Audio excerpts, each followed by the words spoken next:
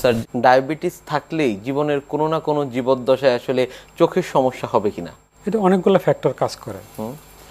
যেটা বললাম যে আমরা যদি খুব বেসিক জায়গাটায় যদি দেখি সোনালির গায়ে ওই ক্ষতটা কেন হয়, আরেকটা হলো যে আমরা যে দেখি সেটা তো আলো চোখের ভিতরে প্রবেশ করে রেটিনাতে এটা একটা রিয়াকশান করে।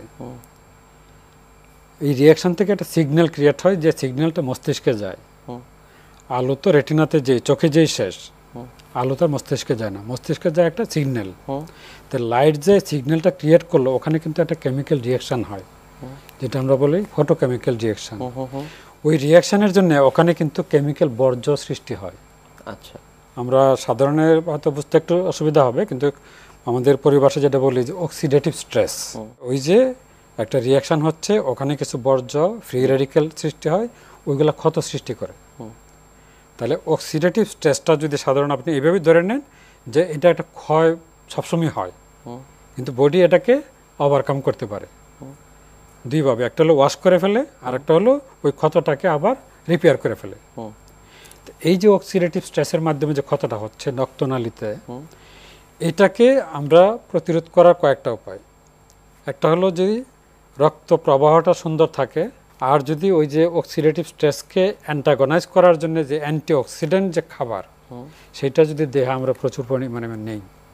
তো অ্যান্টিঅক্সিডেন্ট খাবারের মধ্যে শাকসবজি যেগুলো আমরা বলি, তারপরে হলো মাছ, সামুদ্রিক মাছে যে ওমেগা 3 থাকে সেটা একটা ফ্যাক্টর, ক্যারোটিন যেটা গাজরে থাকে, তারপরে লিউটিন এবং জিয়াজেনথিন যেগুলো গ্রিন লিফি ভেজিটেবলে, তার সাথে ভিটামিন সি লেবুতে পাওয়া যায়।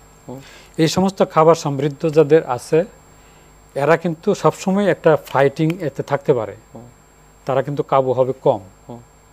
আবার যদি কেউ স্মোক করে, স্মোক যে করতেছে সে কিন্তু ওই যে স্ট্রেস যেটা এটাকে বাড়ায় দেয়। আচ্ছা, তাহলে সে ডাইরেক্ট তো ট্রিগার করতেছে, তো তার বেলায় তো এটা ত্বরান্বিত হবে নিশ্চয়ই। এখন এগুলো হলো তো একদম ফ্রন্ট লাইনের, কেউ ক্ষতি করতেছে, কেউ সেভ করতেছে। তো ফ্রন্ট লাইন সোলজার আমরা বলতে পারি এগুলো। অ্যান্টিঅক্সিডেন্ট খাবার, স্মোকিং, তারপরে ওই যে কোমরবিডিটি যেটা হাইপারটেনশন, হাইপারলিপিডিমিয়া বা কোলেস্টেরল।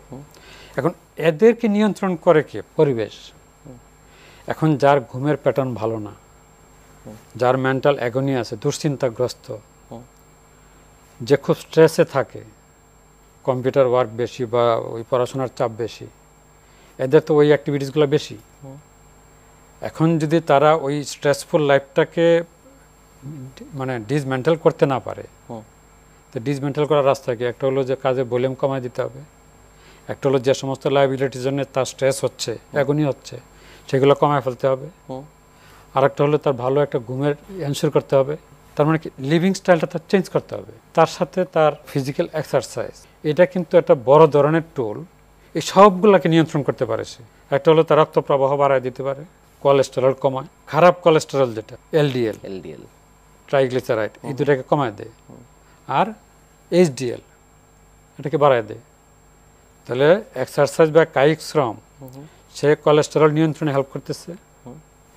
সুগারের ডায়াবেটিসে যদি আমি আসি, তাহলে সে ক্যালোরি যেটা সুগারকে সে বডিতে বার্ন করতে পারে ইনসুলিনের হেল্প ছাড়াই, আবার ইনসুলিনের সেন্সিটিভিটি বাড়ায়, তাহলে ওইটাও হেল্প করলো।